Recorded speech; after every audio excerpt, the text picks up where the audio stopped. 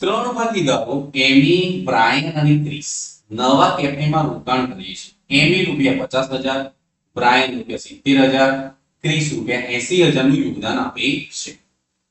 એક વર્ષ પછી કાફે ₹60,000 નો નફો કરે છે. જો નફો તેમના રોકાણના પ્રમાણમાં વેચવામાં આવે તો બ્રાયનને કેટલો નફો મળે છે? આ સીસી શિફ્ટ 1 17/5/2024 નો લેટેસ્ટ ક્વેશ્ચન છે. ઓકે, તો અહીંયા સમય નથી આપ્યો તો મૂડીનું પ્રમાણ એ જ નફાનું પ્રમાણ થાય. તો આપણે એમી નું એ લઈશું. એમી કેટલું રોકે છે? 50,000. બ્રાયન છે 70,000 અને ક્રિસ છે એ 80,000 મૂડી રોકે છે. તો બધામાં 4 0 છે તો 4 0 હટાવી દો.